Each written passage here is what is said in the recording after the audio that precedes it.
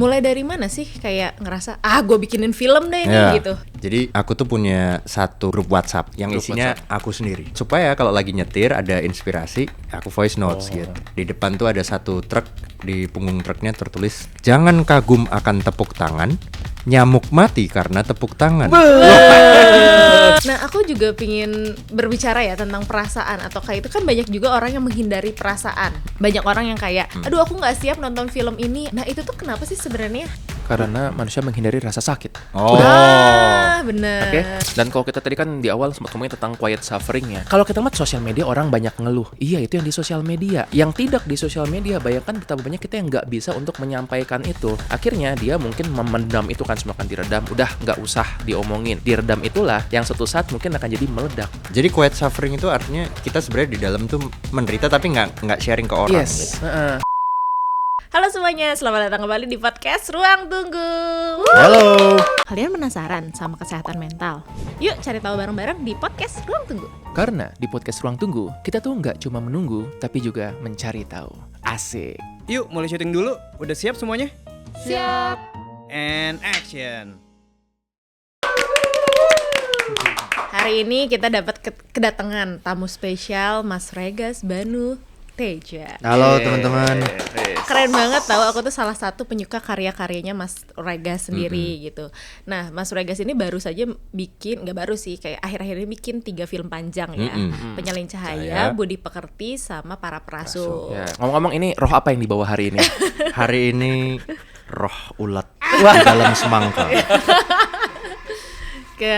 Nah, kalau kalian belum nonton filmnya, aku rekomendasiin untuk nonton dan lihat karya-karyanya Mas Regas. Nah, selain film-film panjang, Mas Regas juga pernah bikin film pendek ya, dan banyak banget film pendeknya mendapatkan kayak menang awards di film Festival Cannes kayak gitu ya. Jadi kalau kalian juga mau nonton salah satu film pendeknya Mas Regas, itu ada tuh Lemantun di YouTube, bener kan? Nah, Betul. ini nih linknya. Kalian nonton deh gitu. Sebagus itulah film dia. Menceritakan tentang lemari ya sebenarnya. Keluarga dan lemari. Wah, bikin apakah penasaran keluarganya aduh duh. Loh, kan itu kan lemari gitu ya. Bukan ya, bukan. Kebetulan bukan. Kebetulan bukan. Tukang kayu.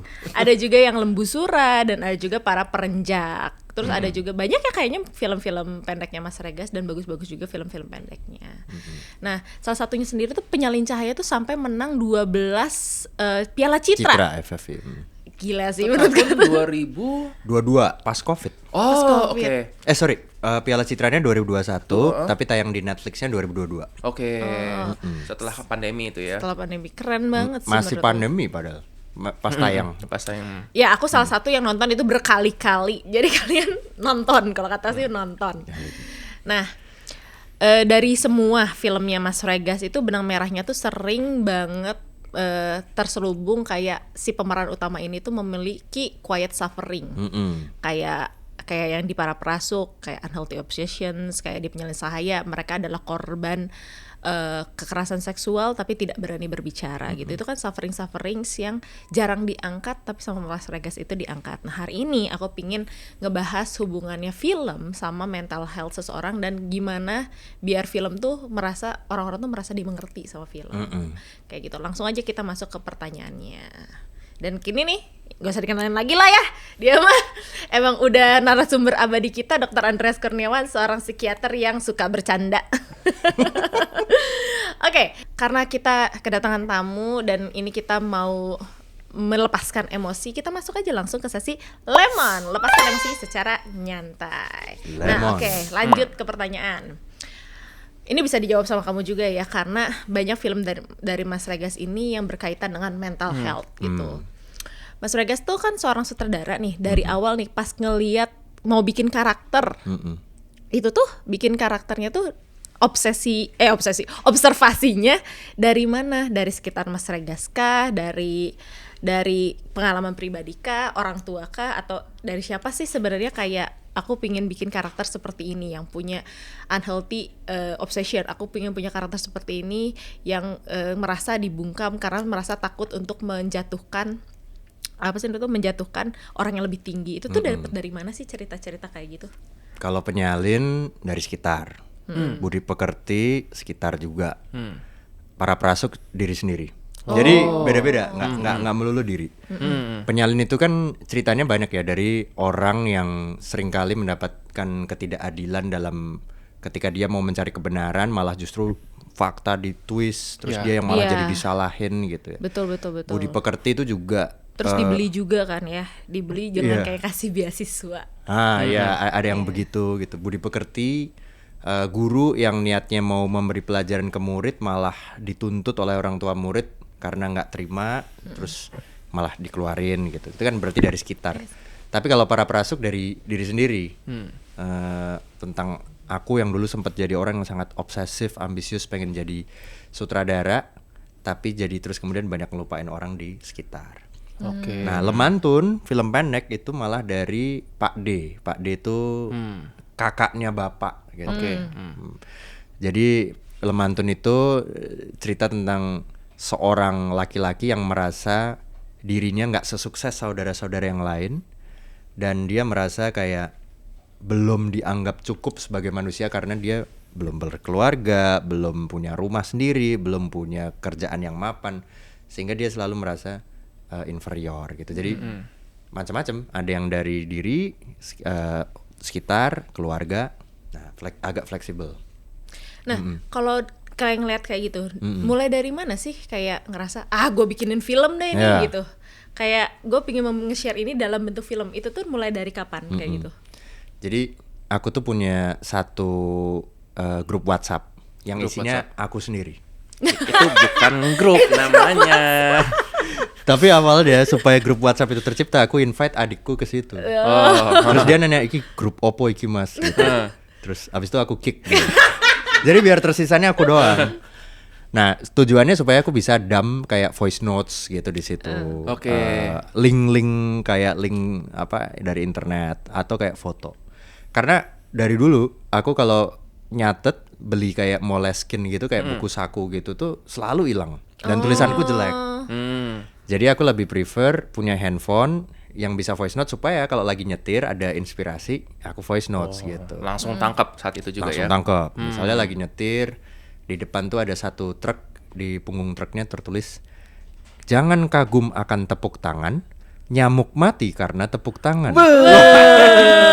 Itu aja bisa tuh ya. Itu jadi. bisa. Mantap. Itu voice sih. notes gitu kan, langsung wah dibacain gitu. Sehingga sampai kantor aku review, aku catat-catat lagi.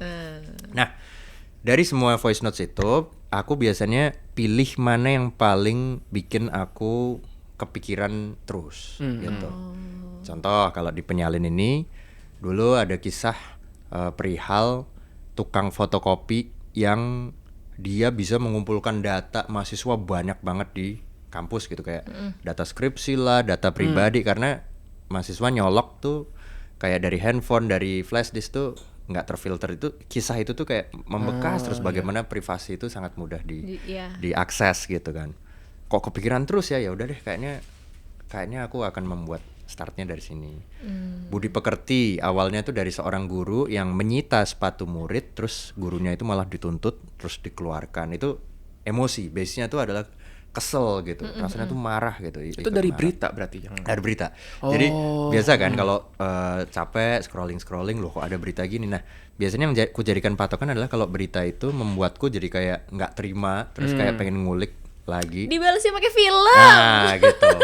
Dan itu ada di link di grup WhatsApp itu. Mantap. Nah, para perasuk justru malah ketika waktu itu aku bersih-bersih hard disk, terus ketemu foto-foto waktu SMA kuliah yang kurus, terus kemudian nggak tidur, terus kemudian kayak kerjaannya ngedit bikin film terus. Terus aku pikir, oh kenapa kali ini aku nggak bikin soal obsesi ya gitu. Terus akhirnya aku bikin. Jadi at least cerita-ceritanya harus yang bisa banget kurasakan, antara marah banget, sedih banget. Budi pekerti itu sedih banget ya. Kalau para perasuk itu lebih ke kayak semangat Ngebet kayak, wah banget gitu gue kalahin gitu. Maksudnya tuh gitu. Jadi setidaknya kalau gue bisa merasakan, karakternya bisa membentuk karakternya mudah gitu. benar. Oke.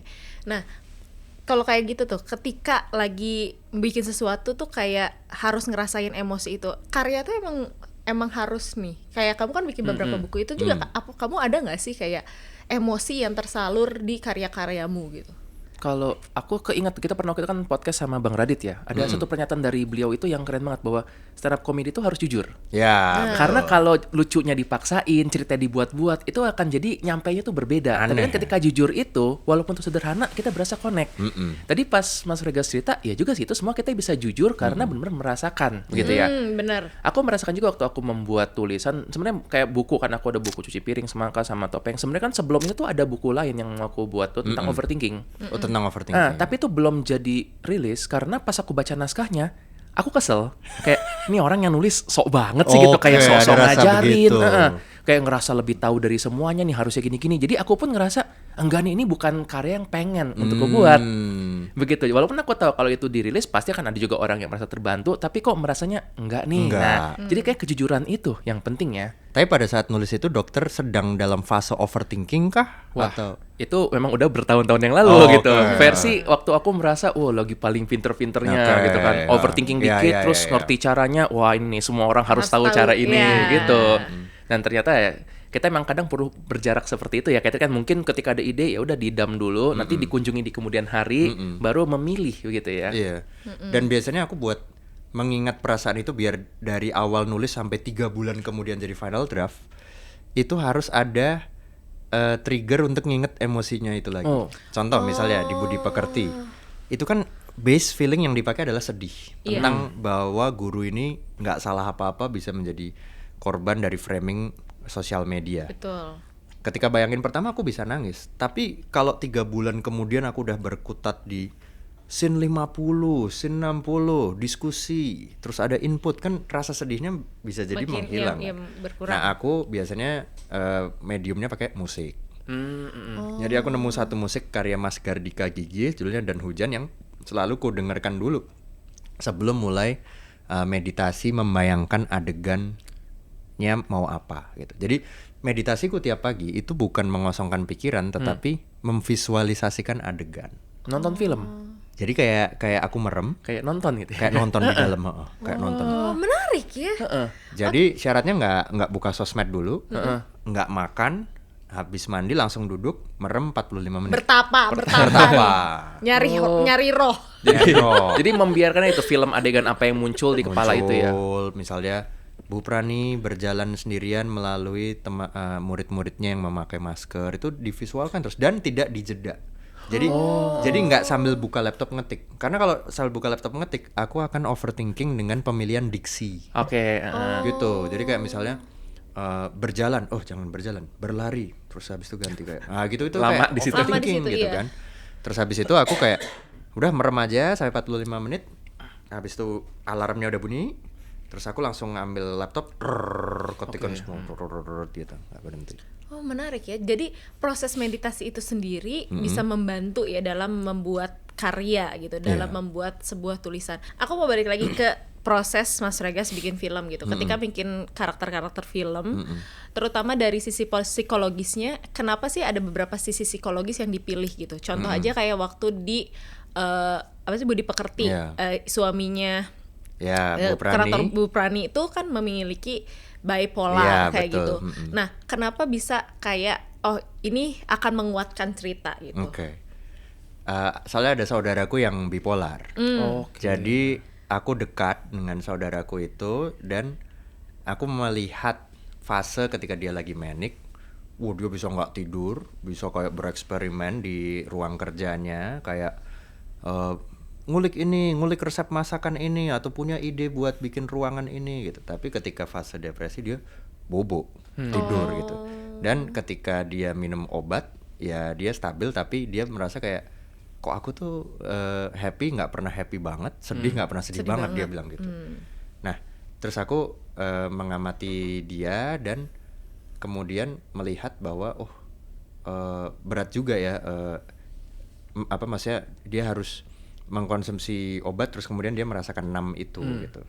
Nah, orang-orang di sekitar dia itu tiba-tiba harus sangat menjaga gitu, sangat menjaga saudaraku ini.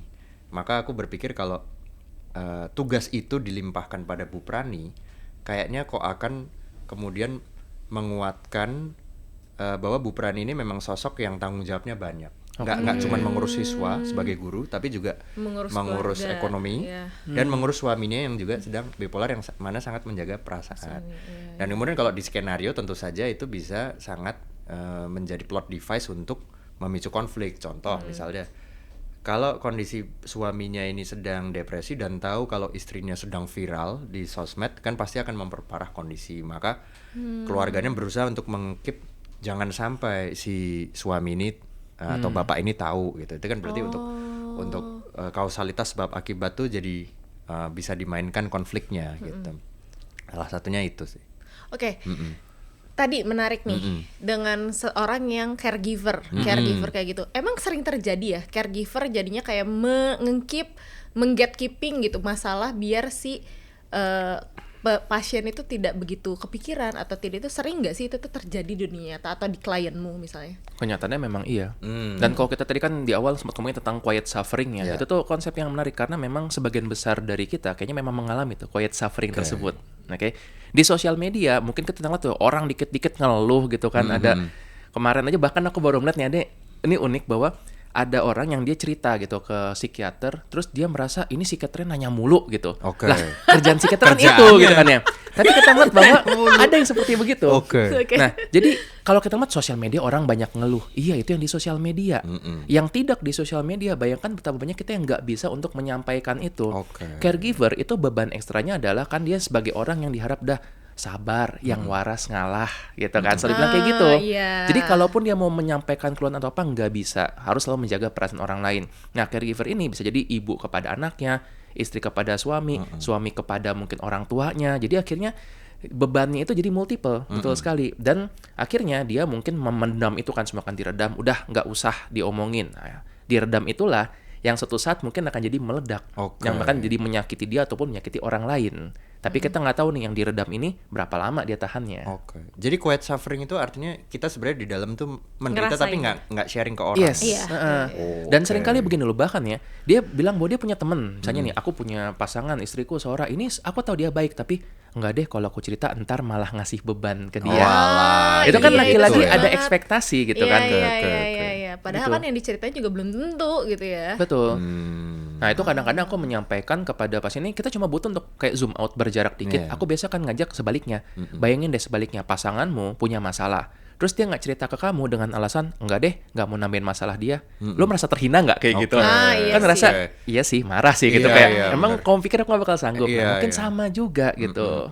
Aku tuh inget banget ada satu scene yang sempat tersebar di sosial media, yaitu tentang aktingnya Caprilly. Caprilly mau nggak diundang ke sini? Mau lah. Aku WA. Ya Allah, terima kasih ya Allah. Nah, adegannya itu adalah Mas Regas ngasih tahu Caprilly, ayo nangis dari tangan mata sebelah kiri. Terus kayak dan marah itu dan itu tuh adegan yang sangat-sangat menurut aku tuh subtle details banget gitu. Nah, kenapa sih hal-hal kecil kayak nangis dari mata kiri ataupun kayak harus kayak ngerasain emosinya itu harus diucapkan gitu sama Mas Regas untuk kayak membentuk si sisi psikologis ini ataupun kayak berpengaruh banget nih sama filmnya. Kenapa gitu? Awalnya desainnya sebetulnya ya udah Pril, nangis aja apapun itu gitu. Terus dia bisa take pertama 2 mata gini, terus nangis netes dua-duanya. Terus loh kok si Pril ini gampang banget ya buat mengontrol air matanya gitu. Wah, jago ya. Terus gue nanya, emang lu bayangin apa sih? Ya banyak lah, ada yang kejadian di masa lalu mix dengan mengontrol tubuh sendiri gitu. Nah sekarang gue punya challenge gitu. Kalau misalnya dari 1 mata doang bisa sih aku coba ya. Aku coba komunikasikan ke tubuhku gitu. Terus begitu dicoba bisa netes sebelah kiri gitu. Terus wah, keren. Gitu. Jadi kayak gimana caranya? Ya pokoknya aku tinggal konsentrasiin aja ke mata kiri terus nanti netes gitu. Terus tapi dia baliknya, emang kenapa kok lu butuh gitu. Nah, jadi pengennya adalah supaya menunjukkan karakter Prilly ini di saat dia nangis, dia juga masih marah ke orang yang sedang dia marahin di depannya. Jadi adegannya itu dia sedang memarahi teman-teman bandnya yang mengeluarkan Prilly dari bandnya karena Prilly ini dianggap membela si bu guru yang kontroversi ini, ibunya sendiri gitu. Nah, dia marah tapi dia tidak bisa menyembunyikan rasa Kesedihannya kecewanya. juga, Jadi iya. mungkin aku pengen menggambarkannya adalah mata kanannya tuh tetap yang kesel tapi mata kirinya doang yang netes gitu. Jadi Wah, itu bagus. aku sering bermain dengan detail-detail itu. Oh iya, itu juga bikin kita aware ya sama gestur-gestur yang diberikan orang lain Iya. gitu. Kalau tidak apa sih, kayak walaupun mulut nggak ngomong tapi tubuh tuh berbicara. Dan itu biasanya aku amati dari aku sering bertemu orang gitu, dan karena tugasku sutradara jadi tugasku tuh mengamati orang gitu. Contoh misalnya aku sedang networking event para filmmaker di suatu festival. Kalau misalnya aku ketemu orang produser dari Prancis gitu, tapi waktu ngobrol sama aku kakinya dia itu udah nyerong ke arah ke pintu atau ke arah lain, tandanya sebetulnya dia sedang mencari orang yang lebih penting dari aku pada saat itu. Jadi itu aku merasa, jadi kayaknya ngobrol sama aku ini bukan prioritas, tapi dia matanya sedang mengobserve di ruangan itu ada sosok yang lebih penting siapa. Iya, lagi gitu. nyari man in the crowd. Dan kemudian ketika udah ketemu dia akan kayak sorry aku harus ketemu dia gitu. Itu tuh jadi kayak aku belajar bisa terwujud dari tubuh ya sebetulnya. Menarik ya.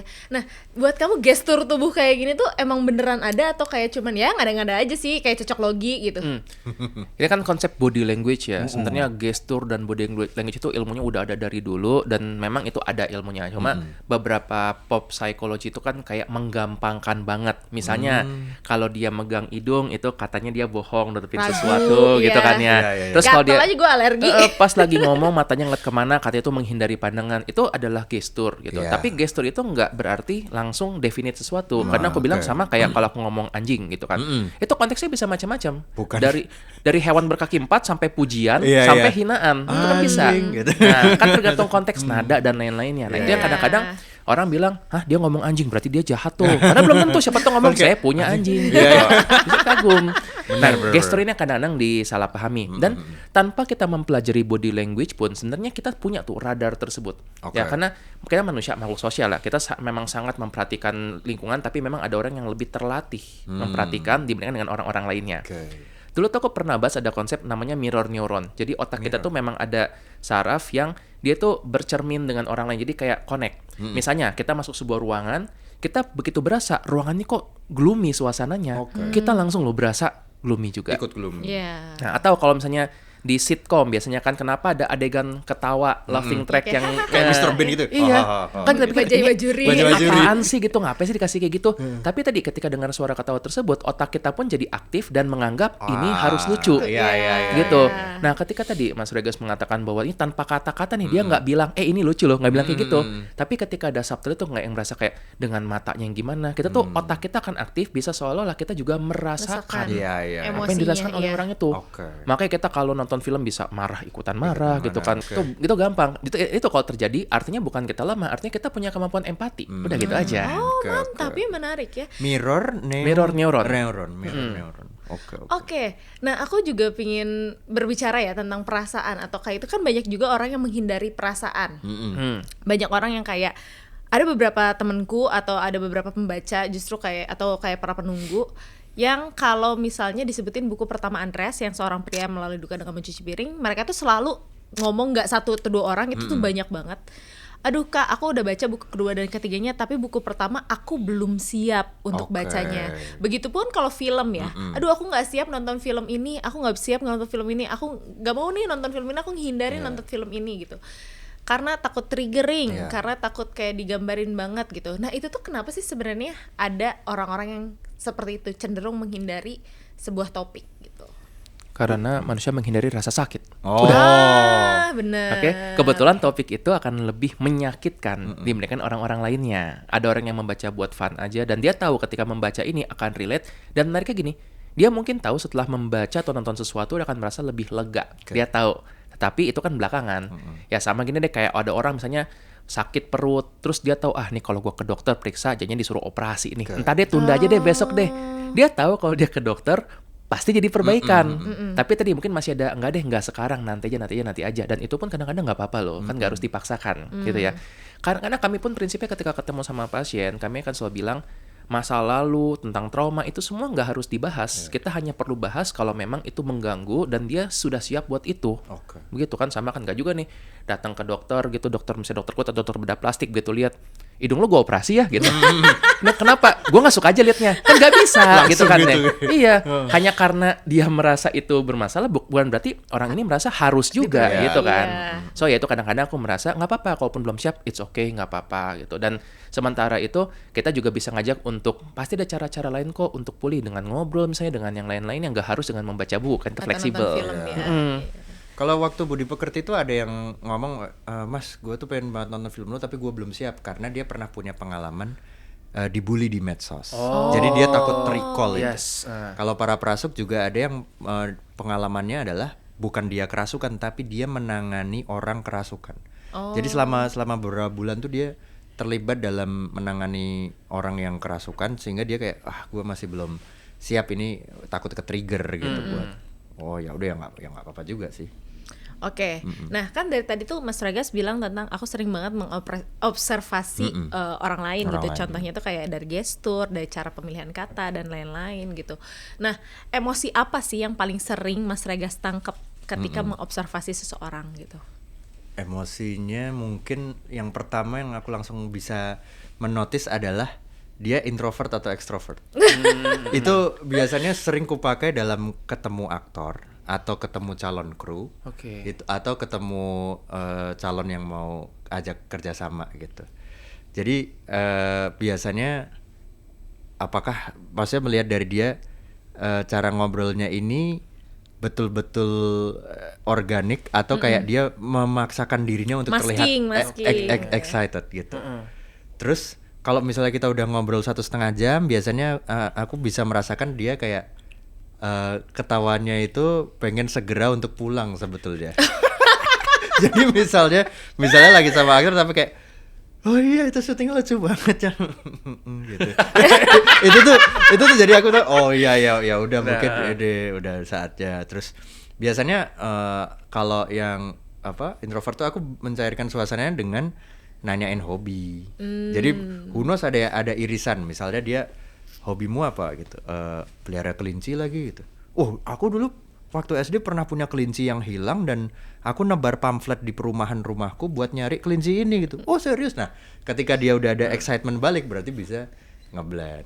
Tapi kalau kontra satu nih yang extrovert banget itu langsung kayak, wah gimana bro? Wah lu di sini udah berapa lama bro? Gitu. Jadi kayak langsung, dan emang dia kayak pengen terus malah abis sesi malah ngajak lanjut kayak, wah di sini ada bar enak mau nggak bro? Gitu ya itu mungkin yang paling pertama langsung ku tangkap supaya treatment dalam nanti mengolah actingnya aku tahu gitu. Oke. Kalau yang misalnya yang introvert aku mungkin menyimpan energi ngobrolnya adalah pas sesi reading aja. Jadi kalau before atau after reading itu aku nggak mencoba untuk kayak basa-basi atau ngobrol. Jadi udah waktu reading aja skenario itu yang kupakai daripada energinya nanti dia habis gitu. Tapi kalau yang extrovert habis proses reading skenario, nongkrong di kopi ini yuk, ayo gitu malah bisa lanjut. Bisa gitu. lanjut, mantap ya. Ternyata paling gampang tuh menangkap yang tentang extrovert dan introvert Kalau ini. bagiku. Iya. Oke. Nah, kan sering banget nih Mas Regas kayak tadi sendiri dari para prasuk tuh kan kayak itu yang dirasakan Mas Regas itu karena obsesi kayak gitu ya. Gimana sih cara Mas Regas untuk mengelola emosi-emosi tersebut sebagai seorang sutradara gitu, ataupun kayak ngelola trauma, ngelola luka, itu tuh gimana sih caranya gitu?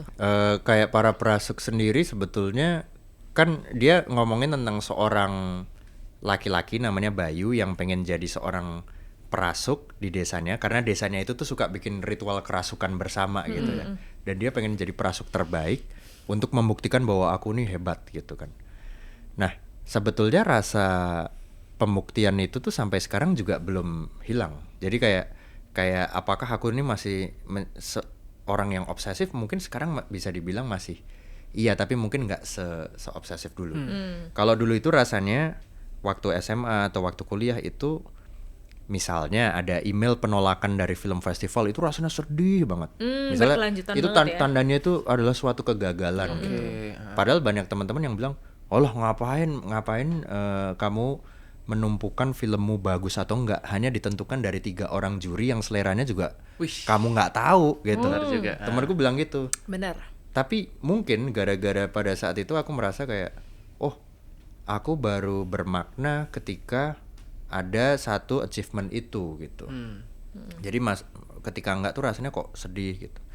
Nah, sekarang sebetulnya masih ada, tapi kayak aku udah lebih kayak nggak peduli. Misalnya katakanlah tidak menang atau tidak terseleksi di dalam film festival, ya bukan berarti filmnya nggak bagus gitu. Selama ini ketika ada orang yang tetap terkoneksi dan dia bilang kayak thank you udah membuat Para Prasuk atau membuat Budi Pekerti, ya itu bagiku itu sudah berhasil gitu. Nah tadi perihal mempertahankan emosi adalah mungkin banyak bernostalgia kali ya. Jadi aku banyak ngelamun dan mengingat-ingat masa-masa dimana aku banting dompet gara-gara habis dapat email penolakan festival gitu tuh, itu diingat lagi gitu. Jadi kayak ketika diingat biasanya pegelnya di mana? Oh di sini biasanya tuh kayak sini tuh panas gitu. Oh panas gitu.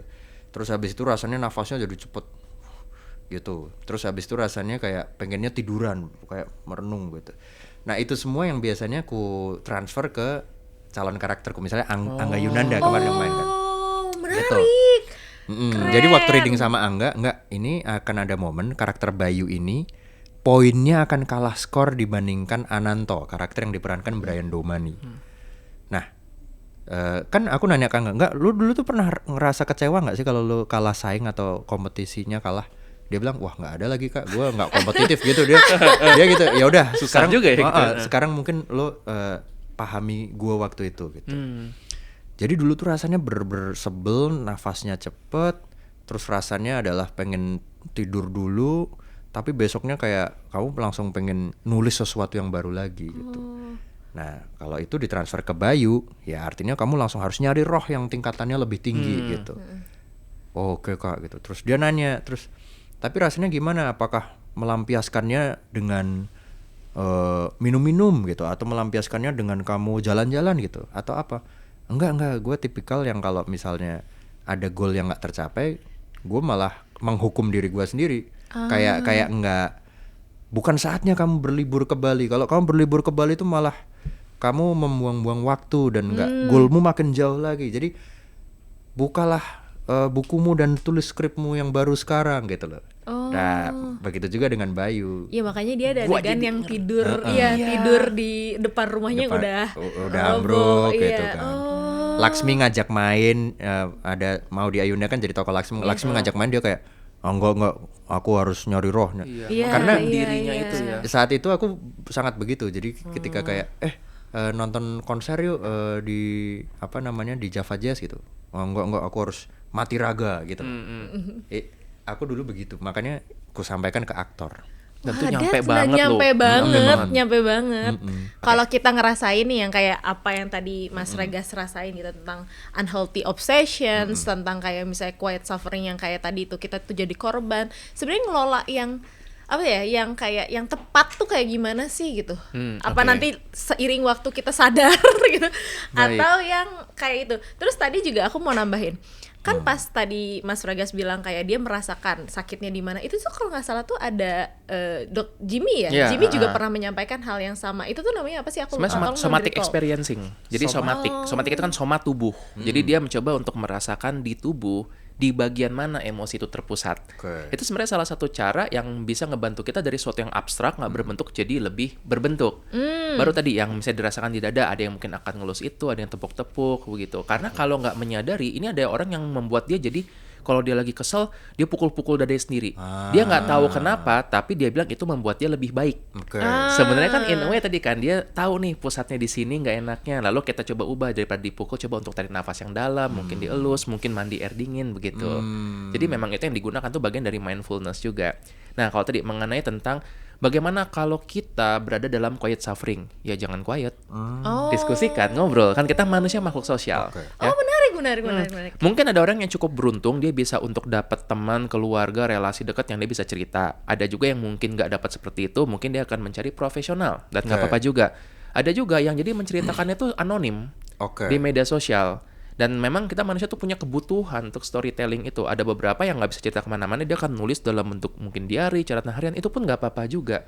Yang penting jangan diam saja, karena kalau diam aja itu akan terusan muter tuh, ruminating terus-terusan. Sedangkan kalau kita menuliskan, kita menceritakan, itu kan kita juga menata pikiran ya. Banyak kok yang setelah cerita tanya gimana yang dirasakan. Ya udah sih sebenarnya nggak gimana-gimana juga gitu. Itu hanya karena mengartikulasikan itu dengan sudah jelas. Nah, aku termasuk orang yang jarang bisa nyeritain apa yang ku rasain. Dari kecil itu aku selalu jadi ketua kelas. Dari SD itu selalu jadi ketua kelas, terus kemudian jadi pengurus OSIS, jadi ketua grup pramuka.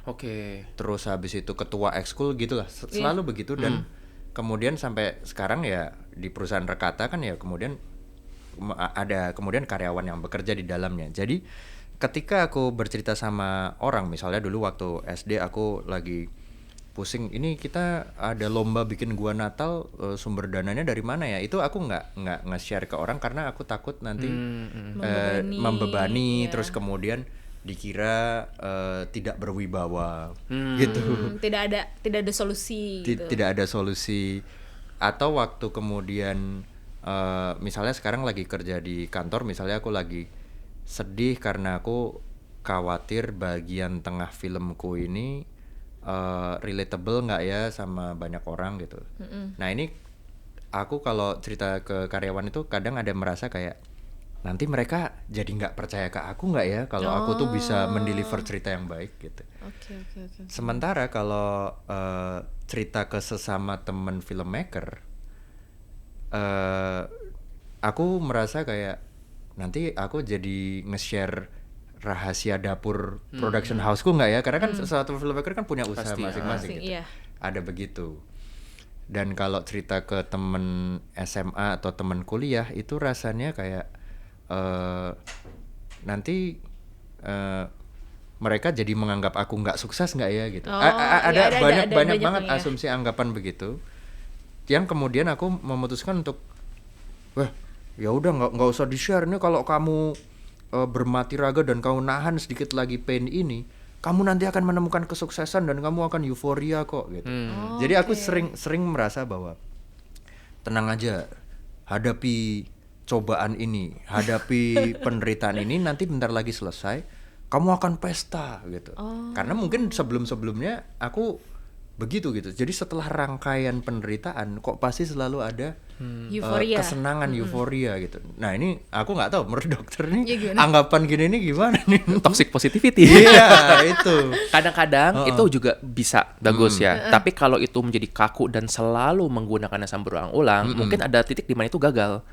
Kalau ternyata setelah udah berjuang keras nggak ada pestanya, nah kan jadinya malah nanti akan hancur banget begitu. Iya kan? Sebenarnya sugesti diri itu kan bisa bagus juga asal tetap realistis dan ya kita juga belajar fleksibel begitu. Aku jadi kayak dari pas Regas cerita tuh jadi kayaknya para penunggu juga bakal ngerasa relate banget lagi gitu. Ketika mau cerita sama orang jadinya jatuhnya ragu dan mikirnya tuh udah kejauhan gitu. Nah, ngomong-ngomong cerita sama orang nih ya. Di Penyalin Cahaya. Itu tuh kan ada adegan di mana ketika cerita sama orang, gue tuh kayaknya korban ini, terus malah jadinya diredam. Kayak jangan, itu tuh aib, jangan diceritain, itu tuh malah nambah dosa lu gitu, gimana udah diem aja. Nah itu tuh sering banget kan terjadi di dunia nyata gitu. Itu tuh Mas Regas lihat itu mengobservasi apa dan kok bisa jadinya relatable sama korban dan orang-orang sekitarnya. Dan dari sisi psikologis itu tuh kenapa? Banyak ya, maksudnya dari kisah-kisah para penyintas adalah ketika mereka bercerita satu nggak dipercaya, terus kemudian malah buktinya mana? Buktinya gitu. Terus kemudian yang kedua adalah malah dia disalahkan ya gara-gara kelakuanmu sendiri gitu. Bahkan bajumu tuh. Bahkan sampai kalau ke tahap kalau di Penyalin Cahaya kan ceritanya universitas adalah karena orang-orang di dalamnya pengen melindungi nama baik universitasnya sehingga kayak ya udah nggak usah dibahas gitu.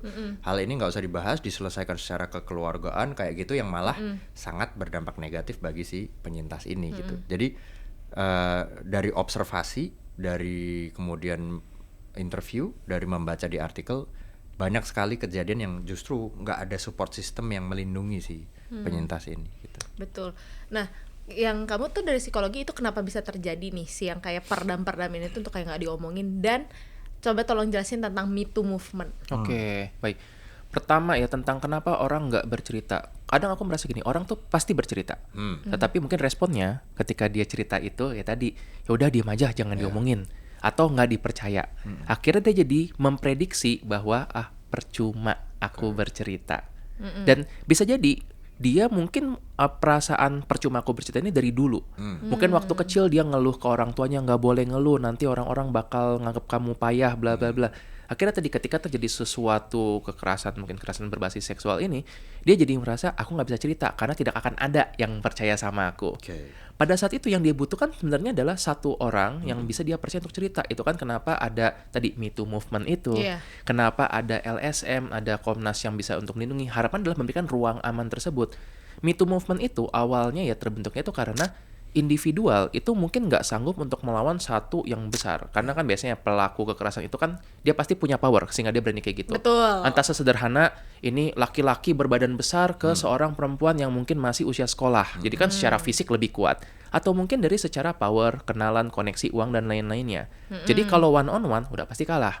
Nah, Me Too ini membuat jadi orang-orang tuh muncul bahwa aku juga, bukan untuk keroyokan sebenarnya, tapi memberikan ruang aman bagi orang-orang yang sebenarnya tuh diam, yang quiet suffering itu, yang nggak bisa ada suara tiba-tiba jadi bersuara. Karena orang yang powerful itu pasti support sistemnya banyak, sedangkan korban support sistemnya biasanya nggak ada, atau kalaupun ada sama-sama yang nggak berdaya juga. Benar. Gitu, itulah kenapa Me Too movement itu bisa ngebantu, dan juga apabila ini terangkat bisa bermanfaat untuk meredam pergerakan dari pelakunya. Ya, jadi paling nggak pelakunya mungkin nggak mendapatkan hukuman yang nyata ya, kayak ya film Anda kan realistis ya, gitu kan. Tidak selalu seperti yang bayang-bayang kita bahwa orang jahatnya langsung dapat hukuman, tapi paling nggak membantu membatasi pergerakannya untuk memperkecil dampak di kemudian hari, begitu. Oke. Nah, ngomong-ngomong nih soal dampak gitu ya, dampak psikologis. Kadang-kadang tuh ada juga nih di yang Budi Pekerti,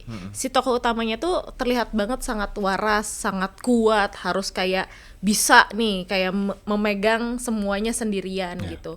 Padahal dalam hatinya tuh dia kayak nangis darah. Itu tuh emang sering terjadi kah gitu secara psikologis kayak gitu? Betul. Dan ini kan kebetulan nih topeng, di buku Topeng kan aku jelaskan bahwa kita tuh menggunakan topeng pada akhirnya karena dunia nggak siap melihat kita ketika melepas topeng, gitu. Ini aku yakin kalau seorang ngelepas topeng 1 hari, besok dia langsung dipenjara gitu.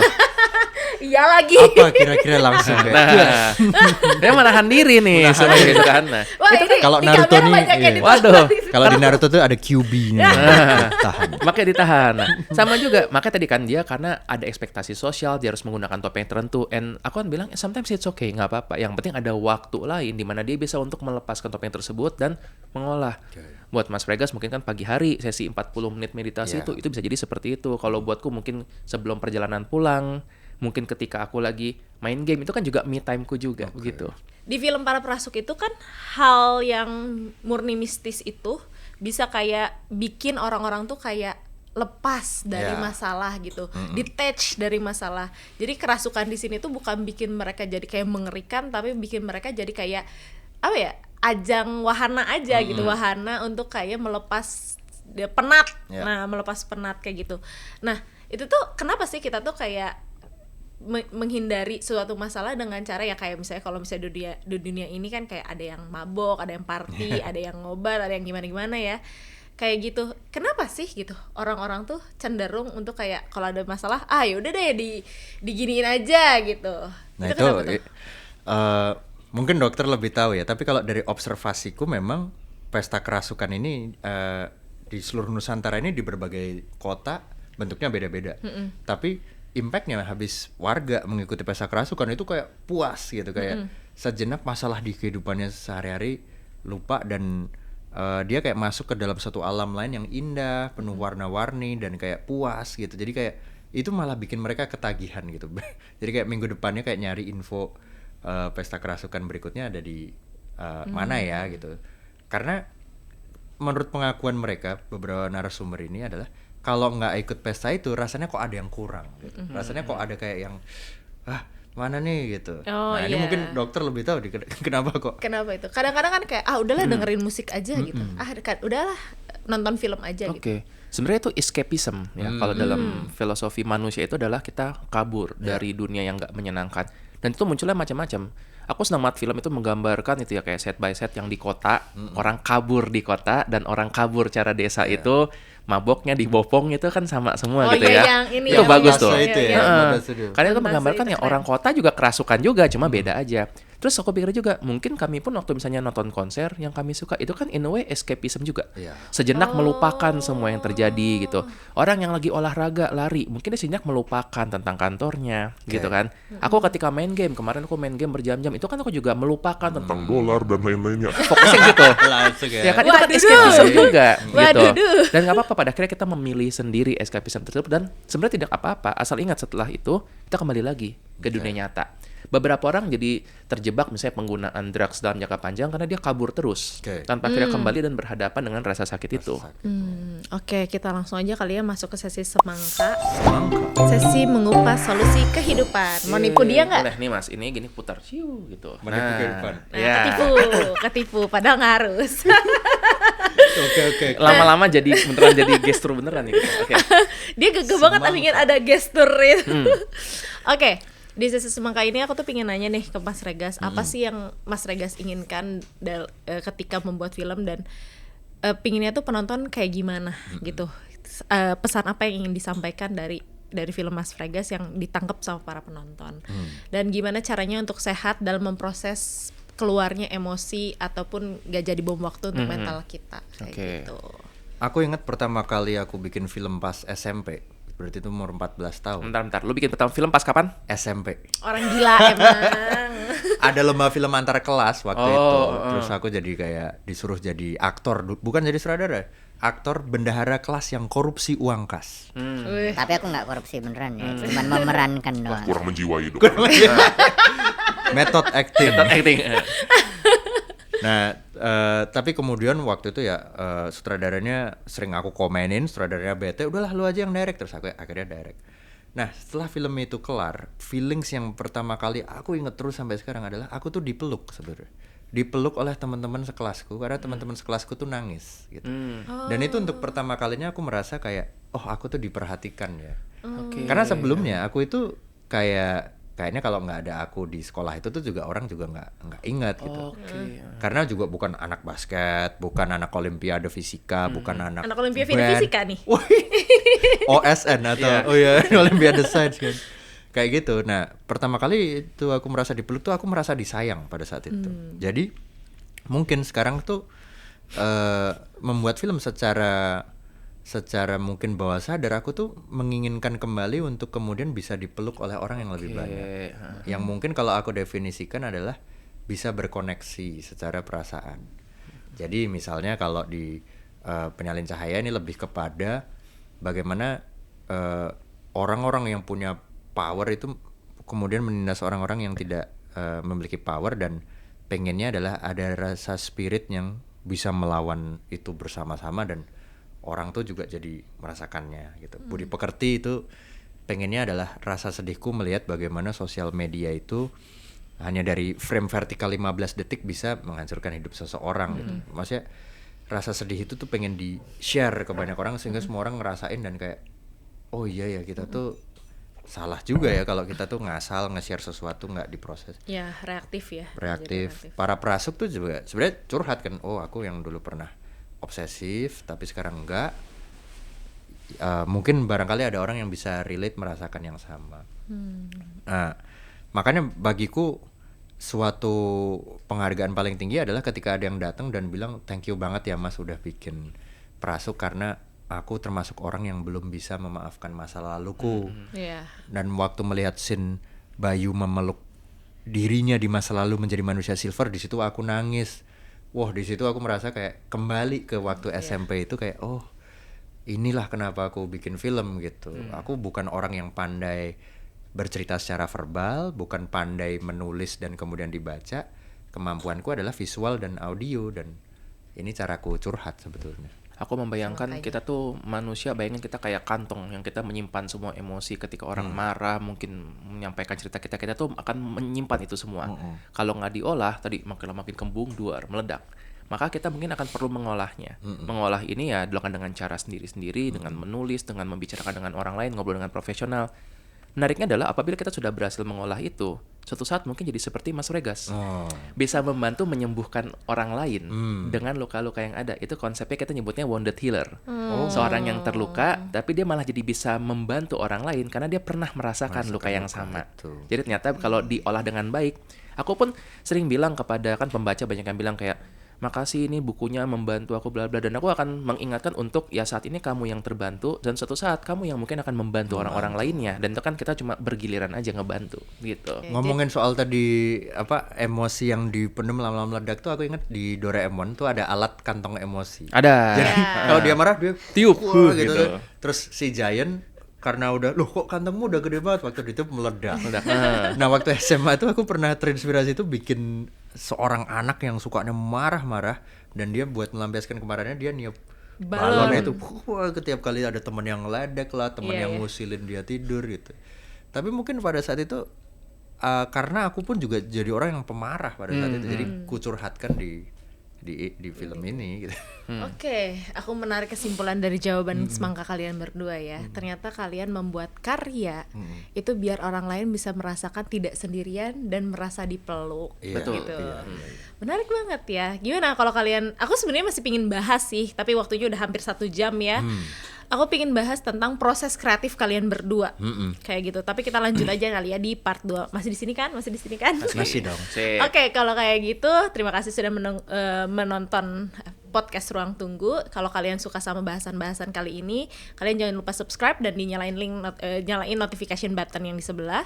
Kalau kalian juga ada masukan atau kayak kita mau ngundang siapa, kalau misalnya kita ada pertanyaan, bisa langsung ditanyain aja di kolom komentar atau di link ada di description box yang ada di bawah. Kalian juga jangan lupa dengerin kita di Spotify karena kita nggak cuma ada di YouTube. Kalian juga jangan lupa terus-terusan baca buku. Ada bukunya Dr. Andreas nih yang paling baru, seorang anak yang bersembunyi di balik topeng superhero. Sampai sekarang loh gue belum hafal judul buku. Wah, ini keren. Nah, dan jangan lupa juga untuk ikutan PO merch kita. Linknya aja juga ada di description box yang ada di bawah. Kalau kalian juga penasaran sama film pendeknya Mas Regas, bisa juga ditonton ya. Linknya nanti kita sematkan di bawah karena ada di YouTube. Tentang yang tadi ya, Lemantun tadi ya. Oke, kalau kayak gitu selamat ketemu di part 2. Selamat menunggu Ruang Tunggu teman-teman. Bye-bye. Para penunggu. Para penunggu. Ayo tos dulu. Oh iya, Cheers, setiap cheers. perhentian pasti ada ceritanya. Ceritanya.